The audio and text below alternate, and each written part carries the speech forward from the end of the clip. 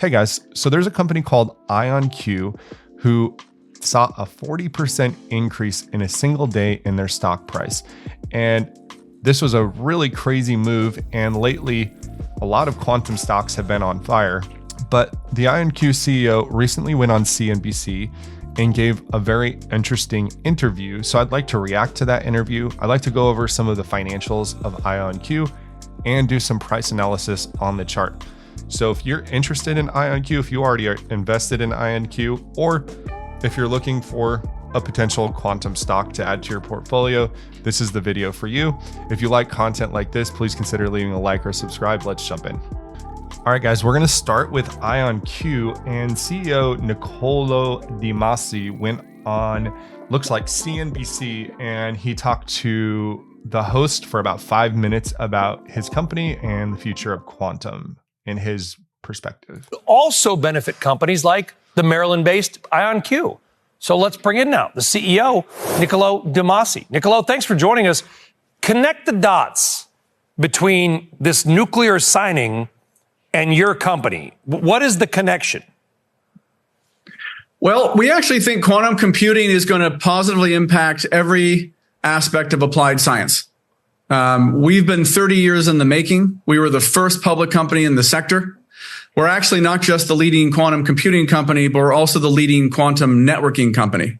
And there's a virtuous circle between our computers becoming exponentially more powerful every generation and actually needing quantum networking, right? So quantum computing is going to address the world's most challenging problems, address the world's most, frankly, practically important problems in every aspect of applied science, from drug discovery to materials to defense, and even helping the energy space. Think about things like grid distribution and trying to make energy production and distribution more efficient. I think we're seeing an enthusiasm around, the market realizing IonQ is the leader.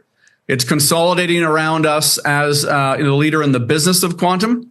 And I think we've also made some acquisitions recently that have really extended our leadership position as we continue to double revenue year on year. Yeah, making some deals in sort of, obviously you're an extremely intelligent guy based right around the corner from the University of Maryland. In plain English, Niccolo, why do our audience, who are not quantum computing experts, why do they care about the work that you and your company are doing? And this is such an important question. And before he answers, this is the gap that needs to be bridged, because quantum computing is so complex and so nuanced, and there's so many different companies that are approaching quantum computing in so many different ways. It's very important that CEOs can speak to the general public about the value, the commercial value. Why should I care? Like, that's what it comes down to. Like, why should Joe or Shelley or anyone care that quantum computing and these companies are making these quantum computers? We're expanding the art of the possible in the world of computation and computing. So just like NVIDIA's GPUs and Broadcom's GPUs have enabled things like large language models and AI to happen, quantum processing units, QPUs as we call them, are going to be the next leg up in the computing ecosystem's growth. It is the biggest shift in computing, I would argue, in 80 years. We're moving from classical computing, which has been going since the 1940s. 80 years later, we're moving into the realm of quantum computing. And our machines are becoming more powerful at what I call a double exponential rate. So they don't double every 18 months like Moore's law in the classical space. They can move forward by 240 million times, for example. That's the difference between our system at the moment and our system next year. And the one after that, an even bigger factor, right? So customers are jumping on the bandwagon because they don't want to miss this, right? It's going to be so powerful the next year or two or three that they absolutely need an early lead to make sure it doesn't pass them by. Let's talk about where we stand in this, because let's be the one thing about energy. Okay, and we've got this nuclear signing coming up. The one thing about energy is that there's been a lot of promise for a long time. In 1993, I wrote a fiction novel about cold fusion. It was a piece of garbage. I read it now, and I never published it. It's terrible. But the premise of fusion and cold fusion, the creation of energy from a minimal amount of energy that sort of just constantly expands, basically recreating almost the sun in a weird way, has been around forever. Quantum computing, I've heard about for 20 years. Where do we stand? Is it here? Is this actually happening? Or is it my book? So also a very great question, because I think that quantum computing and research and R&D on quantum computing has been around for 10, 20 plus years. And we know that because when we brought on the VP of Tech Evangelism, Murray Tom, on the show, he had mentioned that they have been in business for over 20 years. D-Wave has been in business. So why is 2025 different? Well, these companies weren't making money in the past, so they'll continue not making money in the future. But sometimes it takes time for technology to build up to an inflection point, right? Which is where a point where the technology actually does start to provide value. Yeah, no, it's actually happening for IonQ. We're delivering 12% narrow commercial advantage for customers like Ansys. And we announced that actually at NVIDIA's GTC event in March. And that's on our current AQ36 system. The next system's 240 million times more powerful. So that number is going up.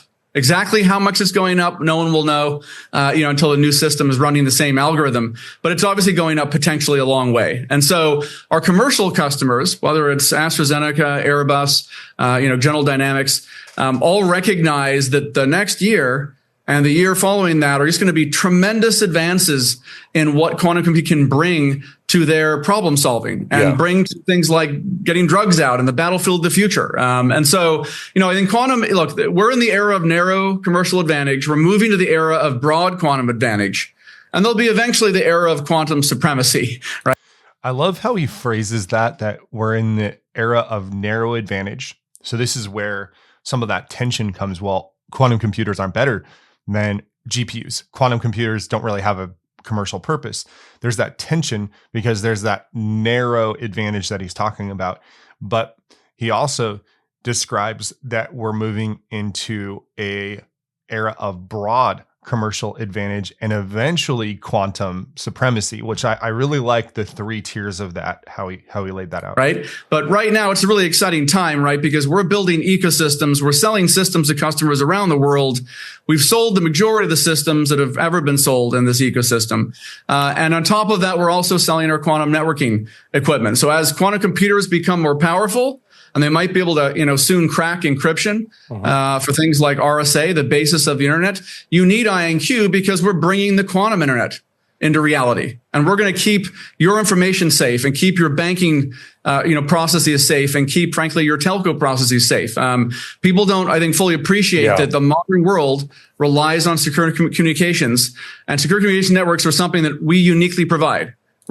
So again, such a strong pulse on where quantum is going, and especially the security aspect. I love the CEO here is positioning the company as protecting people's data, as creating the network where the quantum networks where their data will be safe, and also acknowledging that people take for granted that the systems we use every day are safe, which when there's a sufficiently powerful quantum computer, those very same systems that we rely on all the time may no longer be safe. Your data may not be safe, your financial information, your private information. And this isn't just on the personal level, but this is also at the government and enterprise level. So the problems multiply both in potential cost, and not only on the personal level, but also at the enterprise and government level. We're the only public quantum computing company that also is the leading quantum networking company. And it's a virtuous circle and flywheel for us to sell both these products and land and expand with all of our customer ecosystems. Okay, so that was an awesome video. And I want to go into IonQ's financials. And we can see that if we're over here at Profit Viz, and I have IonQ pulled up, that they are, if we look at their, since 2021, they've been slowly building up their revenue with a bit of pullback here in their last quarterly. And the stock did sell off after their last quarterly, and only recently has it been making this ramp back up. Looks like they've improved on their net income. They had an expensive quarter a couple of quarters ago. free cash flow does appear to be improving. Operating cash flow does appear to be improving. These are still negative numbers.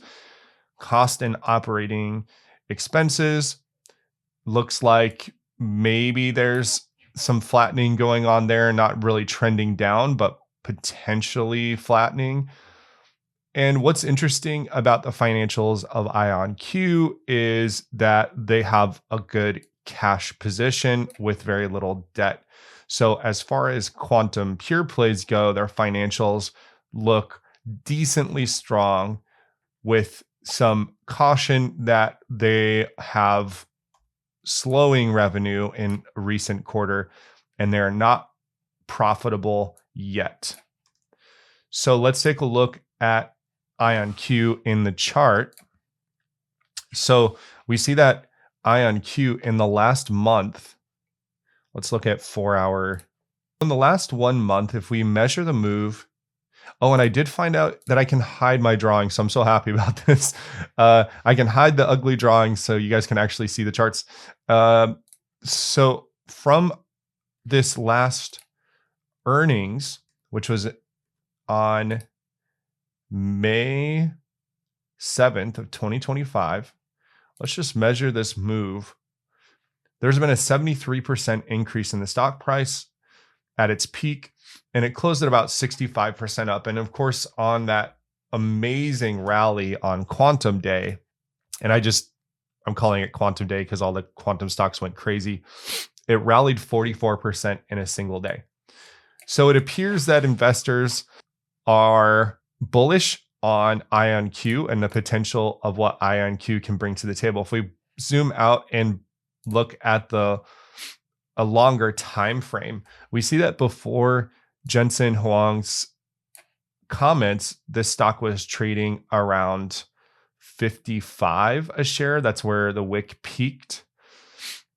And now suddenly, out of nowhere, we're knocking on the door of these nosebleeds. And will IonQ, just like D-Wave, start pushing past its all-time highs? I think it's very possible in the current environment that we're in, with so much positivity around quantum stocks. I want to show you some key levels that I've drawn before, but basically what IonQ did is they just blasted past. Look at all this price history we have in 2025, trading between 36 and 44. I mean, that's a lot of price history. And IonQ is like, I'm not interested. I'm going back up here into these nosebleeds, which it kind of tells me, or if I had to guess, then it's showing me that IonQ wants to go much higher than this, much higher. And this is, of course, I mean, you're on the Quantum Bull channel, so of course I'm bullish on quantum stocks. But we could see something like this reject off of all-time highs, people take profit, and then kind of like what we've seen with D-Wave is where essentially there's not a ton of sellers stacked up, so the stock keeps just drifting up. And IonQ does have quite strong financials, and it looks promising that they are building a strong position with their quantum networking and their efforts in building out faster and better quantum computers. All right, guys, I hope you enjoyed that deep dive into IonQ. That was really fun to look at IonQ, listen to the CEO, look at some of the financials. IonQ looks very promising and bullish going forward. What do you think? Let me know in the comments below. Really enjoying reading the comments in the community. Please let me know your thoughts, and hope you're having an awesome weekend.